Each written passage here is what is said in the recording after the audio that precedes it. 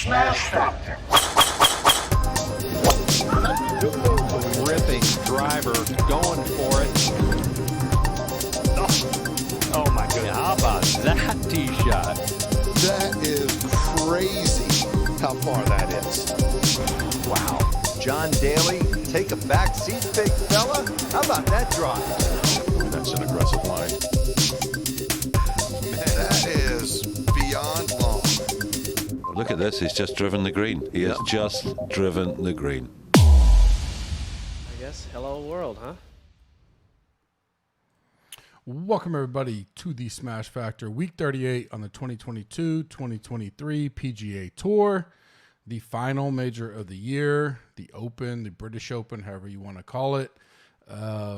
Excited for this week. I always love this week. I always try to take off the best I can to be able to watch it kind of overnight. Really excited about this year because my youngest, my 9-year-old's really into golf. We actually have a 7:20 tee time in the morning that's about 2 hours away, so we'll be getting up early. This is a late Monday night, so I'm going to release this late tonight, get a little bit of sleep, get him to his tee time in the morning. Then I'll have everything keep rolling out tomorrow. It is a tee time start like we did last week, probably around 11 or 12 my time, so 12 or 1 Eastern time is what I would think lock would be. I haven't seen final tee times or anything like that. I just like it in general. You know, I obviously I don't think anything beats the Masters per se. I do think this is probably my favorite outside of that. And more so it's the, ambiance of it all. And especially once you get past the cut, it's the weekend and you can kind of fully plan your schedule around waking up early, breakfast, watching golf, all that kind of stuff is pretty fun. Weather pending, right? We saw that last week. Sometimes they're done by 8 a.m. If the weather forces it.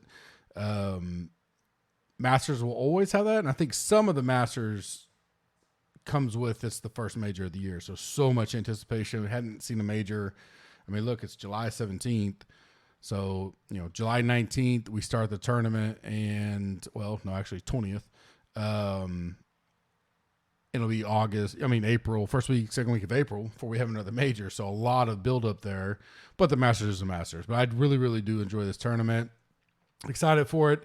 This year's probably more of the strategy on the new pricing they put out on you still have Live, where those guys glued in at, some guys coming in really good form right now. Obviously, Rory. Does Rory boost up, ahead of Scotty and potential ownership, things like that? $600 cheaper.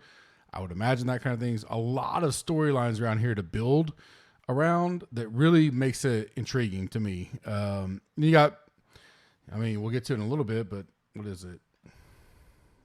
With the new pricing, 100 of these guys are 6,900 or less and goes all the way down to 5,500 now. So a lot to be decided on down there and how you want to handle that.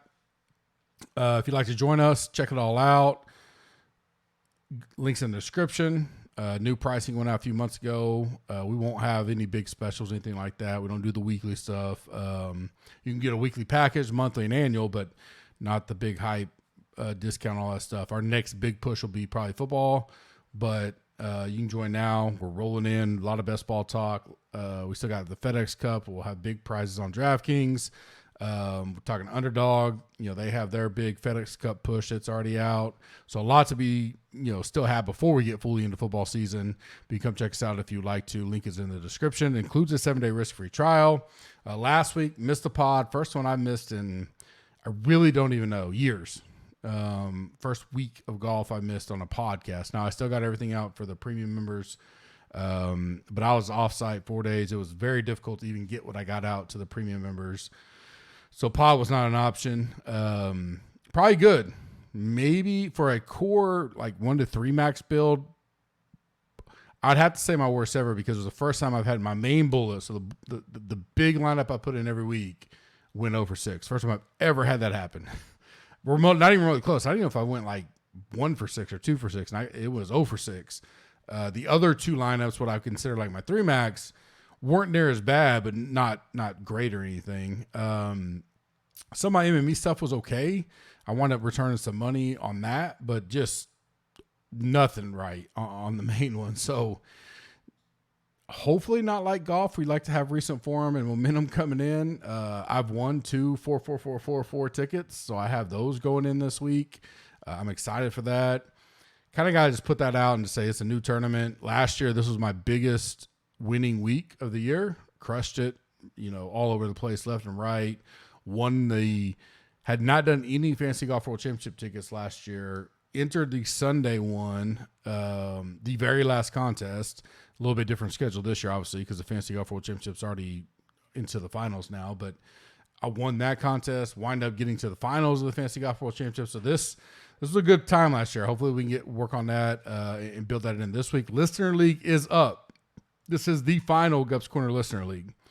There's just so many of them out there, and it's a hassle, battle every week. I went to DraftKings and said, hey, make the biggest one ever, and this will be the last one. Like, I just don't want to mess with it no more. I'm not into I did it for the community and all that, but hey, feel this, that's not what I did it for. And let's just blow it out of the water, this one. There's almost $6,000 in the pot, 1,000 to first, 3 max only.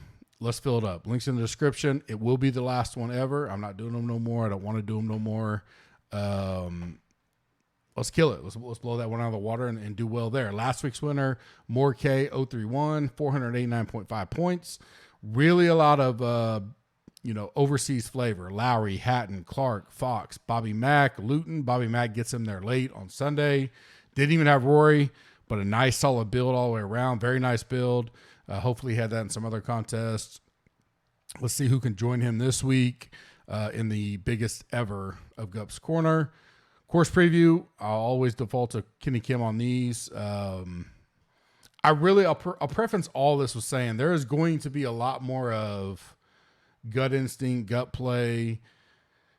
There's just not enough data, nor data that's relative to these type of tournaments to put a lot of stake into it. A lot more grind, a lot more deep dive, a lot more like the majority of my work will come tomorrow, later tomorrow into the evening, rolling into Wednesday. Always going to put out the rankings, always going to put the model, but I always kind of pause and just say, hey, like the data you're looking at is not taking into consideration guys clubbing down a lot this week because they need to keep it straight. They got to keep it in the fairway, especially if their miss is right. We know that. There's a lot of noise in there and anecdotal. So some of it comes down to, hey, it's a major. Who can grind? Who can play in these conditions? Who can persevere to the end? And a lot of these things went with some of the guys I went to last year. Who's in good form? I think good form does matter right now. I don't think you're going to be blowing it all over the place right now, missing a bunch of cuts, and you roll in here and have a good performance. More likely than not. Does that mean someone that's missed 2 or 3 cuts can't show up? Sure, because then I may go to looking like a Finau. Not been playing great. Made the last 5 straight cuts here. His worst finish is 28th. He's finished 3rd, 9th, 27th, 28th, 15th. So there's a lot of balance and a lot of just, more than just what's on paper type of stuff this week, which is fine. I like that a lot. And course preview does matter. Obviously, Kenny Kim's, one of the best out there. I'll have him on Wednesday. We'll probably try to go a little earlier. The hindsight there is you want the latest weather this week. Weather's so important. Versus still being able to do the E9 with enough time to build. Because I think it'll probably call it around midnight, 1 p.m. Eastern Standard Time. But Royal Liverpool, Hoy Lake, if you don't know, 13th time they've had it here, but only 3rd time since 2006. Obviously, Tiger, Rory are the last 2 winners, 2006, 2014. It's wide open in the sense of, not a lot of protection. Wind and inside the course, OB is probably the 2 biggest dangers on the course. If you look at most of them, missing right is probably no bueno. I'd still be cautious on looking at like stats of people that have those miss right deals. Cause again, it's not the same mentality of what someone may have this week. So you may overlook a really good play because you're looking at data and goes, oh, he misses right all the time. Well, you might be playing at a course where it doesn't matter. I can miss right. I'll be fine. I can still get up and score. Versus here, I go, I don't care. I'm just going to hit and knock down whatever. hybrid, 3-wood, 2-iron, 3-iron. Not so much like Tiger did it, religiously in '06, but a smart player, an intelligent player does matter to me a lot this week. That's still anecdotal, but to an extent, it's like I might go, man, he could miss it bad, but is he going to play that way when he knows the penalty is not? If it's OB, it's re-tee it up and hope you don't do it again. And I hate inside the course OB. A lot of people do, but it is what it is on this course, which is great. They get a lot of challenges that way. Winds are going to be, we'll see. I'll pull that. I have the latest, but really super windy. This course will be brutal. Absolutely brutal. Just okay windy. It's been so soft and raining a little bit, at least since, June 1st, kind of looking at the last 60 days, 90 days. I think guys could be a little bit aggressive, but still you're going to play to the spot you want to be at. Take your I don't want the negative here, so I'm going to be here, get on the green, give my chance to give my chance a shot at a birdie.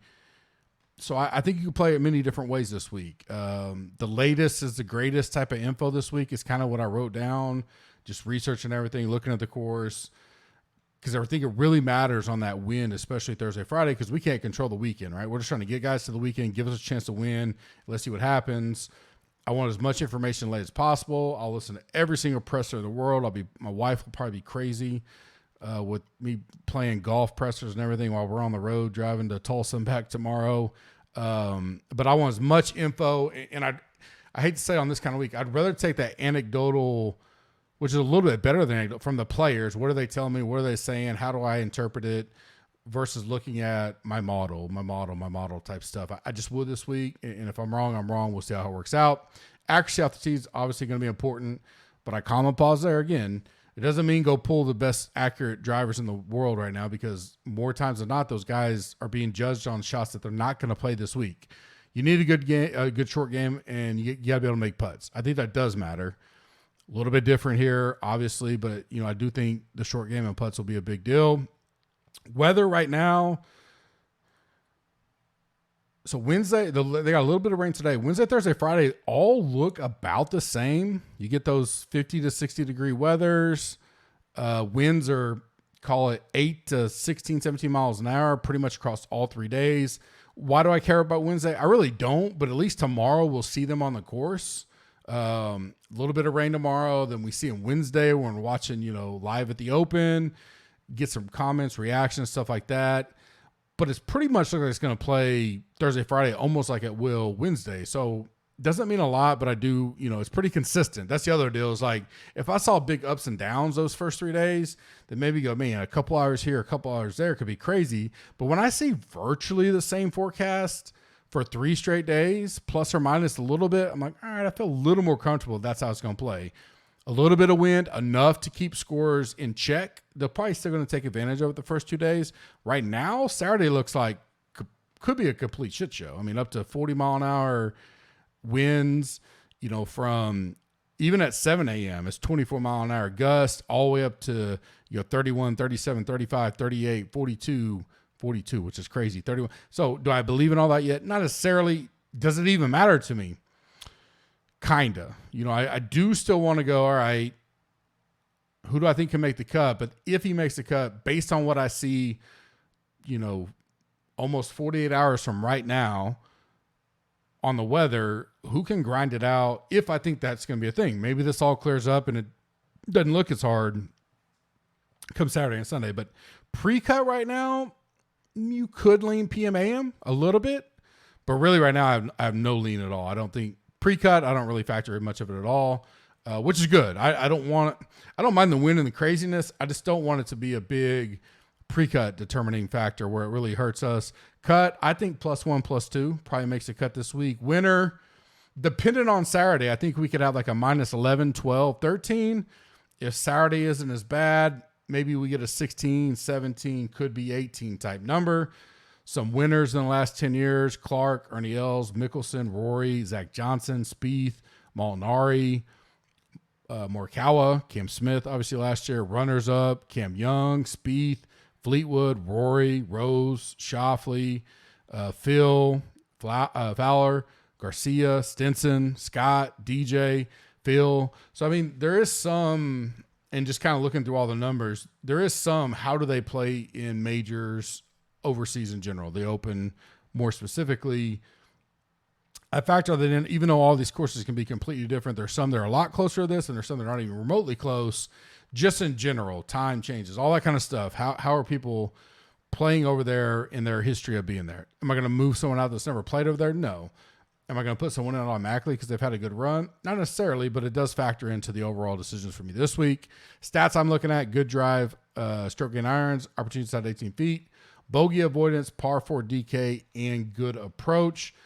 Again, I'm a model guy. I kind of blend a lot of different things where I'm not all in on models per se. A lot less of my factor will be like relying on that kind of stuff this week for me. And I did it last year and it worked out. Doesn't mean it will this week at all. Obviously, you'll probably hear it 10 times over. They changed pricing. You got Scheffler all the way up to 12.5, which we have seen that in our normal pricing. That's not necessarily different. We hadn't seen it in a while, someone in the 12K range, but we have seen it. I remember playing DJ in 12K range, I believe in Mexico, and I locked him, and he won me a lot of money that week. But we have not seen under 6K since, I think, 2016. And most people listening to this probably didn't even know what DraftKings was 2015, 2016. So what do we got? 52 guys right now at 5,900 or less. Virtually, they basically just broke up 5K, 6K, but they've got it. The men's only 5,500, not 5,000. So a little bit of a difference there. Does give you some flexibility. We certainly have more guys 9K and above than I've seen in forever. If not ever. Could be the highest, 17 guys. We're used to 9 to maybe 11. So massive difference there. 8K range, much smaller. 10 guys, and 7K range, a lot smaller than it normally is with only 30 guys right now. So it really doesn't factor to me at all because the stuff I do, and by the time I get to my final, that's all taken into consideration. It's just play the game. No one else gets a different price than me. So it is what it is. We got 7 in the 10K above, 10 in the 9K above, 10 and 8K above, 30 and 7K above, 47, 6K above, 52, 5,500 to 5,900.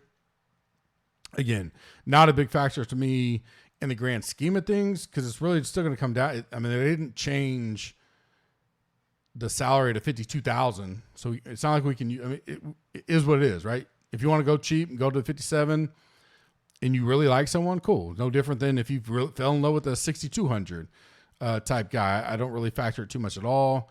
Could lead yourself to a little bit more of a quasi-balanced build, I guess. Many different way you could go, but you could have gone that way no matter what, even if it was normal pricing. I think, does it eliminate, I wouldn't say eliminate, but do people just go, oh, now I can get a 5,500 guy so I can automatically play up top? I guess, but I really just don't think like that. I just let it work out the way I do it. And the guys I like. I almost do the blind deal I talk about a lot. So it's not a huge factor to me. A lot of people spend a lot of time on it. I'm not, because everything I do by the time we get to Wednesday takes all that consideration. 9K and above to me, I'm going to go to Cantley first. Continues to burn me a lot and also continues to play well in certain spots. Temperature does matter for me with him. I've said that before. I want to see what his tee time is. I would prefer him playing PM/AM because he gets out in the warmer temperatures Thursday, maybe has a good round, then he just kind of holds on when he goes out early Friday. I could see myself just being on the fence with him. He may be in that next up part of the Gups Final Thoughts deal for me by the end of it. But all in all, I do like him a lot. He drives the ball. He's second in the field in good drives for me, so super accurate off the tee and still has enough length, not crazy. Fourth at Travelers, missed a cut last week. I was on him last week a lot, obviously part of my 06 team. Okay history at the Opens, 8th, 12th. Those are good. A 41st, a missed cut. So 50-50 type situation there. Pricing pretty good. Almost $3,000 off of Scheffler. That's where, if you're the way you build everything out come Wednesday, for me, that'll take care of itself. And I don't want to get into the details of all that, but and what I mean by that is I factor in, likelihood. Is it worth the, $2,600 difference, stuff like that? Is it much different than if Scheffler was 10-9 or let's say 11 and Cantley would be what, 8,400. So 8,600 maybe, no, 84, $2,600 left. So maybe you know, I don't know. Is that perception? Is that peeling off the sticker? Kind of just comes down to who else can you build in those type of deals. I like Cantley. Certainly if he gets talked up, super talked up, I didn't listen to anything yet. I've been way busy on the other side of things, but tomorrow, like I said, wife will probably kill me because we'll have, 4, 5, 6 hours, almost 5 hours in the car, there and back. So 2-ish hours each way. A little bit of lag time there, but I'll listen to a lot during that. Then tomorrow afternoon, same as well, while I'm working and all that kind of stuff. But he's a guy I like. If he's super popular, I could easily move off of him. Scheffler is still the one I like over Rory, so I'm going to put him there at 12.5. It's just on a crazy, crazy run right now. Do I feel his floor is better than Rory? Not necessarily, but man, especially like a 4.444 and probably even the $25 milli, I got to think Rory's going to be 30, 40%. If we get an implied wave advantage, not that I don't think we have one right now at all, but if there was one and Rory's in the right side, even worse, right? I don't have them that far apart where I would play, let's say Rory's 35, 30% and something like the 4.444 versus Scotty at 22. Like, I think there will be enough gap there, especially with the salary savings that, and I still have Scheffler rated out better. So, he's a 21st and the 8th, his 2 first opens. And Rory's not really, he's got a miscut of 46. Now his other 3 are a 2nd, 3rd, and 4th. So a lot of yin and yang there, and he's coming off the win. I get all that. Maybe I choose one by my Wednesday night, but right now I lean Scheffler over Rory. Could play both, probably would play both. And if you're doing 150, I think they're good enough where you don't want to miss that. Sorry. Super late right now. But I lean Scheffler. I think he's just been more consistent overall. Get any kind of lukewarm putter. Positive putting would be just tremendous. Spieth is probably the one that I didn't see myself going to, and this is heavily leaning on, he's mid-pack of those top guys for me. He's still in the top 35 of my rankings overall, but he played some horrible golf there not last year per se. He was kind of turning around last year, but the 3 years prior to that, and he's still 1st, 2nd, 8th, 9th, 20th. And I don't see him getting a lot of steam. Not at 9,700. I think people just kind of, especially with him missing the cut last week, I think people check him off. $100 cheaper Morikawa, which I think Morikawa could be the highest owned. All said and done, price, everything given in. Hatton's cheaper. There's so many people that are Fleetwood's cheaper that they could save money on. I think he kind of goes under the radar, and I certainly don't mind going there to him in this type of, whatever it is, right? He just always just shows up here. Could be egg on my face at the end of the day, but I don't hate it. And then Brooks. I don't have any negatives here. He rates out very, very, very well for me. Outside of last year, which we know what he was kind of going through there, he's got a 6th, a 4th, a 6th, and a 39th. Probably the one negative, and it gets talked about, a decent amount, and it should, is that normally he likes to play the week before, get tuned up. He's not playing this, or he didn't play last week. But 10-4, you're getting $2,100 off Scheffler. Man, I'm only playing a lot of them, especially like in my 150 stuff. Does he make that core?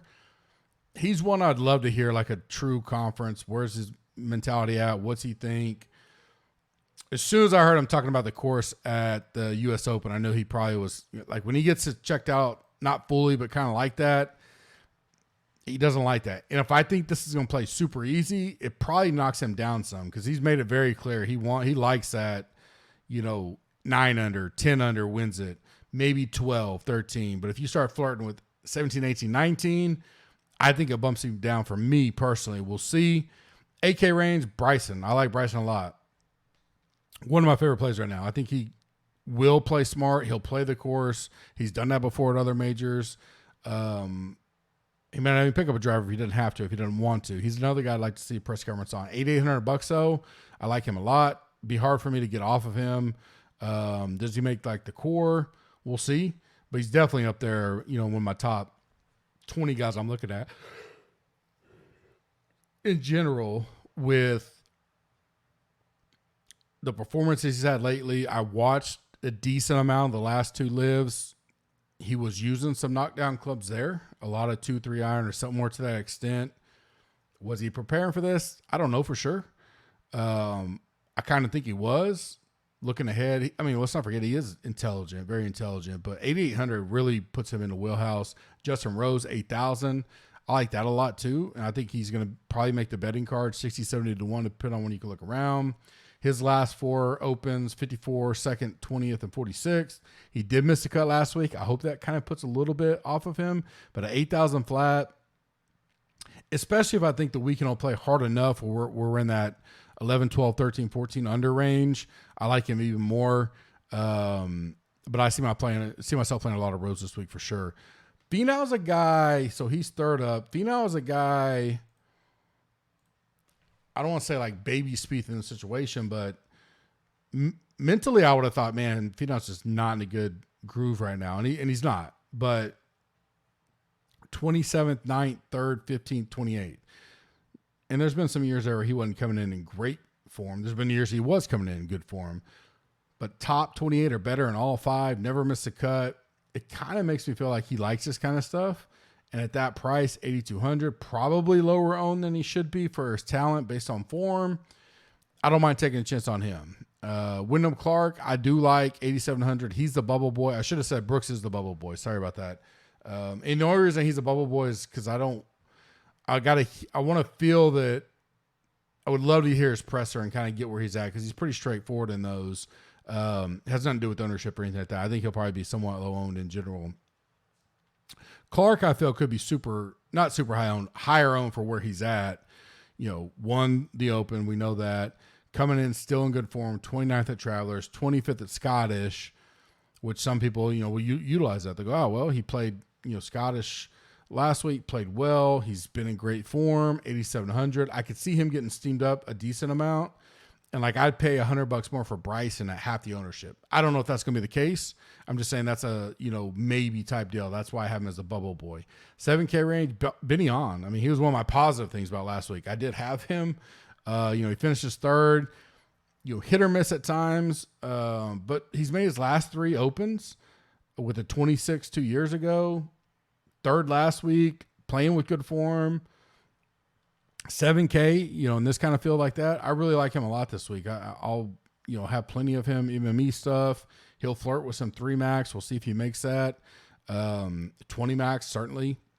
So I like Benny On a lot this week. Neiman, one of the live guys that we don't get a lot of information on these days. I certainly would play him. I would think doesn't really have the best open record. Miscut 59th, 53rd. Not horrible, not great. But I would play him, at 7,500. He's got that upside. He's a guy that and all the live guys, I'll do a super deep dive in tomorrow when I'm doing the other stuff to kind of see how they plan on live, where were they, all that kind of stuff outside of stuff that I just see with my eyes. Same with some of the Euro guys. So, but at that price, I really like, because I know, when he's gone with his driver, he's pretty straight, pretty accurate. Plus, he still gets that link. So, definitely like that. Harmon, not a guy I normally go to. I think he could be a good pivot. So many people have liked Denny McCarthy lately. He was 6th and 7th at his last 2. He's never played the Open. I don't know if he gets steam here or not, but a direct pivot from that would be Harmon. Miscut. Open, but then a 19th and a 6th. After COVID, does he figure it out? Have no idea. But a 2nd, 9th, 13th, or 12th coming into this week, that's pretty good form. 15th in putting model, 5th in bogey avoidance, 13th in good drives, 3 in good approach. I'm not using a lot of those stats and numbers this week because I'm not harping on it as much, but just in general, I like that he's got the experience over the Open and he showed progression the last 2 years. And he's surrounded by quite a few people I think could garner ownership that he could be a really good pivot. Siwoo's there, Denny McCarthy, like I mentioned. Shank, I don't know if people really go there because of the experience, but he's just playing good. Several, I think he could be a good pivot off of some of those plays this week. Connors, I like a lot, but once again, I don't know why this dude gets priced so low, especially in majors, but here we are again. He's, priced, I think, underpriced for the tournament. coming in really good form. 9th at Travelers, 19th at Scottish. Missed his first Open, but then a 15th and a 28th. I love this dude. I think he plays super good at this course. I think the course fits him great. And maybe that's where, if I'm doing a 4-4-4-4 type of deal, I know he's going to be high owned. Maybe I pivot up top and play Connors and just eat it. I don't know. Other times I've played, like 2 years ago at the PGA Championship, when it was in Tulsa Hill, or at Southern Hills in Tulsa, I faded a guy. I wasn't Connors, but there was some of that middle super chalk, but I played Rory, who was like 38%. So there's different ways you can get about it. I do like Connors a lot this week. He's the bubble boy only because how high does his ownership get? I'm really interested to see that. This 6K 5,500 range, I kind of split up. I'm going to give you 6 guys. So normally it's 3 and a bubble boy. I'm going to give you 2 and a bubble boy in the 6K range, 2 and a bubble boy in the $5,500, $5,900 range. I like Taylor Moore. Great off the tee. Can play in the wind. That's not going to be an issue. I don't think the wind's going to be super horrible. Maybe it's a one-day type of deal. A lot of these guys are more of, are there enough positive signs? And then some of that gut feel. When you get in that 6K and 5K range, you're just going to have some negatives with all of them. There's 99 of them down there. So you got to take that with a little bit of a grain of salt. But I like Taylor Moore. I like Michael Kim. Not just because of his Twitter presence all of a sudden, but I like he's only played a 1. He finished 35th. He seems a lot closer than what some of his recent performances are when you deep dive into it. I like him a lot at 6,500. A bubble boy for me is Griot. 6,600. I could see him getting talked up quite a bit. The only thing that may keep him off of being super talked up is miscut, 12th miscut in the last 5 opens that he's played in. So people might go, man, he really struggles over there. And maybe I do by the time we get to Wednesday night, but he is a guy that I think is playing really, really well on tour right now, that when you're talking about ball striking and being able to, that part of the game, I really trust him there. 5,500 to 5,900. Marcel Siem, 5,800. I could see him being a little bit chalky, but I do like him. Nakajima, 5,900. I like him a lot. Maybe not as quite as chalky. I don't think any of these guys really touch more than 5 or 6%, but I do like him. Southgate at 5,600. I could see his name being brought up quite a bit recently. So he's a bubble boy for me down there, but he's a guy I do like. Fitzpatrick, with his brother being there, if he's not, I'll probably put him in the MME pool for 150. I don't know if he gets into a core or anything like that. Fade of the week for me right now would probably be Rahm. 11-2. Not coming in with the greatest form, and he's kind of hit or miss at the Open. 34th, miscut, 44th. He did have a 3rd and 11th. So he's got the power there. He's got the ability. I just don't know for that price if that's where I want to go this week. I think he'll still garnish ownership. And I really think I can't see myself hardly not playing Scotty and Rory. So trying to cut out up top who I don't want to play. And it's not an easy cut. So, make sure you're paying attention Wednesday night, especially E9 with me and Kenny, to see if that's where I wind up going. Because like Cam Smith is probably an easy one. Hey, last year, totally different course. Before that, he'd made 3 cuts, but nothing super crazy. 10-7, though, man, I just don't see many people playing him at that price. So some of the ownership stuff comes into it. Xander I like. Obviously, I like Cantley. I already said that. Brooks is up there. He's just kind of the guy where he's at pricing and everything that I could see myself fading and not, I won't say feeling bad about or feeling good about it. He can certainly go out there and win, but you can't play them all up there. I think you start doing that, you get yourself into trouble, especially in your 150 max type lineups, 20 max lineups, where you spread yourself too out, too thin. Sleeper of the week, and this probably sounds stupid, but Cam Young. I really don't. I think he gets, if he was 8,400, 8,600, probably get a lot more people dropping down and clicking him. 9K. I don't think enough people. He was decently owned at the John Deere. I think there'll still be enough negativeness that he stays in check at that 4, 5, 6%. Now the second last year could be a plus, but totally different course. I think you'll hear that a lot. I'll probably give another sleeper if I see by the time we get to Wednesday's podcast. I'll probably put it out a little bit earlier than normal that he is getting some talk up there. I'll find another sleeper for then. Maybe it's like a Fitzpatrick who I could see being overlooked this week, something like that. But I don't know if he gets that high on. We'll see with the way he's priced. I think most people will drop down or go up to kind of your veterans, your Lowry, your Fleetwood, stuff like that. That he could literally be a 5 or 6% guy that I certainly don't mind playing with that kind of ownership. Some gut feel plays for me. DJ, I like DJ a lot. He almost made the Sweet 16 up top, very close to it. Probably still could make the core. He's still on that level for me. That's gonna be more of a just gut play. 6th and 8th, his last 2 opens. Been playing really decent over on Live.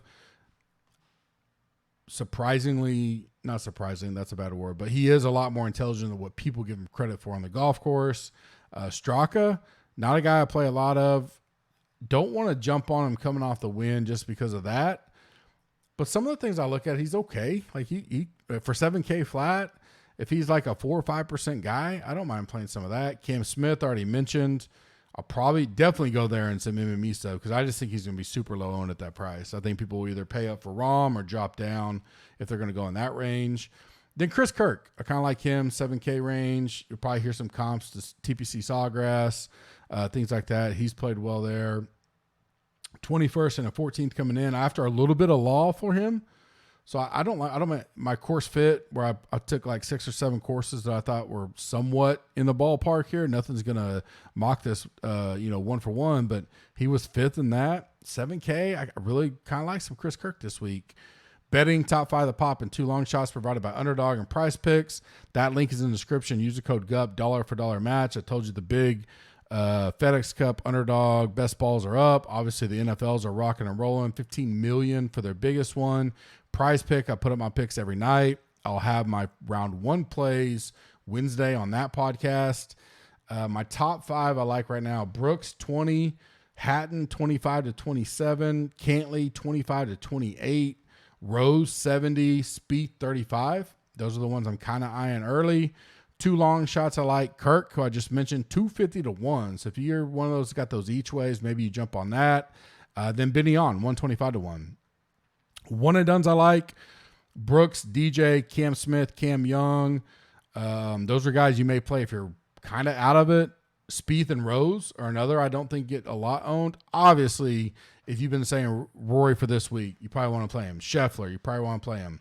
Maybe Cantley, Xander. Any of those guys are right there. Bryson's on the cusp for me. I don't mind playing him this week. So many guys there you can play. It really comes down to where you're sitting and what you need to accomplish this week, with probably the biggest pot left. Maybe the FedEx is a little bigger depending on your contest. I'd probably make sure I know that. When does my one and done end, and is this the biggest left? So you make sure you play the guy that can get you the most. I'll be live with Kenny Kim Wednesday. Try to go a little bit earlier. Don't know his work schedule, but would like to obviously get that out, so plenty of time to watch it before lock at midnight or so. And join us today. Plenty of stuff up there. We're adding every week. Lots of great feedback in the Slack. Links in the description. Go check out everything. If you have any questions, let me know. Includes a 7-day risk-free trial. Super late here. I will post this hopefully by 1 in the morning at least. I'll get it out maybe a little earlier. And then I'll be back Wednesday for my podcast, and then Wednesday night with Kenny Kim. Hope you guys have a great week. Looking forward to it, and we'll talk to you soon.